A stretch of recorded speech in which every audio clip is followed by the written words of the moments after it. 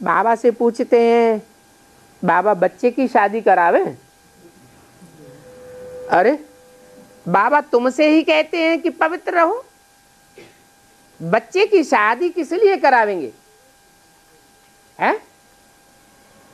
अरे बच्चे की शादी कराने का कोई मकसद होगा? क्या मकसद है? बच्चे की शादी कराना माना बच्चे की बुद्धि किसी देहधारी में हिल गाए देना। तो तुम खुद तो रहते हो पवित्र, पवित्र बनने का पुरुषार्थ करते हो, और बच्चे को देहभान में लटकाना है। तो बाबा अभी करके डायरेक्शन नहीं देते हैं इस बात का कि बच्चे की शादी कराओ। बच्चे की शादी के लिए पूछे तो फिर भी परमिशन देते हैं कि बच्ची शादी कराना चाहती है, नहीं करेंगे तो तुम्हारा मुंह काला कर जाएगी, किसी के साथ भाग जाएगी, इसलिए परमिशन देते हैं। बाकी बच्चे की शादी करने की परमिशन नहीं देते हैं। समझते हैं कि बच्चा शादी करने के बाद चल नहीं सकेगा, चाहे कितना भी ज्ञान में चलने वाला हो।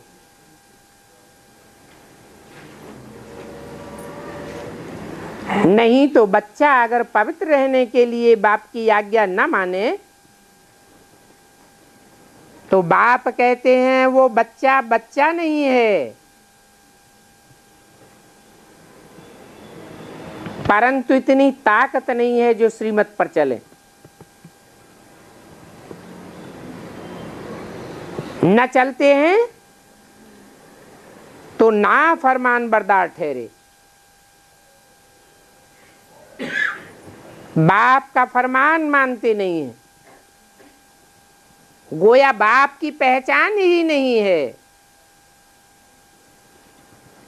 बाप तो कहेंगे उनको समझाओ कि तुम भी पवित्र बनो, एक बाप दूसरा न कोई। बाप का कहना नहीं मानता है तो वह कपूत बच्चा हो गया।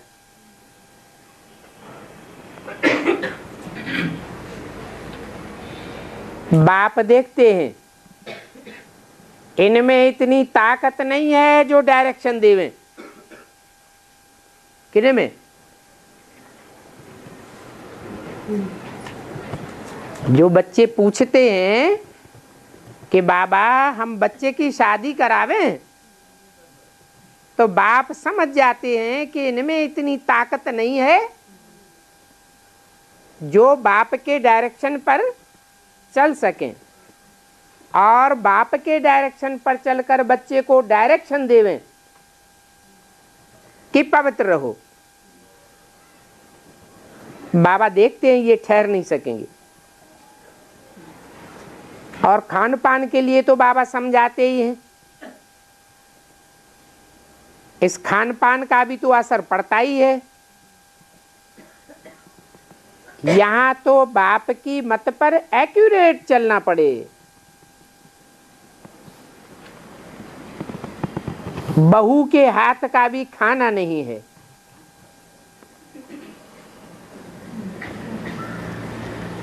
क्यों? बहू फरमान बरदार है, आज्ञाकारी है, तो क्यों नहीं खाना चाहिए?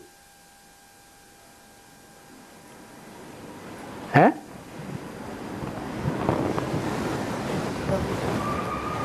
क्योंकि बहू किसकी बहू है? जिसकी बहू है वो कोई पुरुष ही है ना, और पुरुष सब दुर्योधन दुशासन है। इसलिए बाबा पहले से ही कह देते हैं कि अगर बच्चे की शादी कराई तो विघ्न बहुत पड़ेंगे।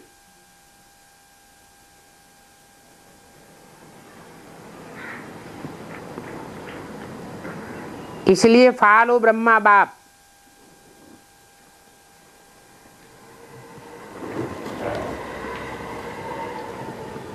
ब्रह्मा ने अपने बच्चों को अलग कर दिया,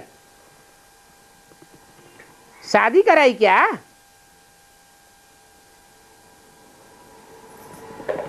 अगर बाप की बात न माने तो बहुत विघ्न पड़ेंगे। अबलाओं पर अत्याचार भी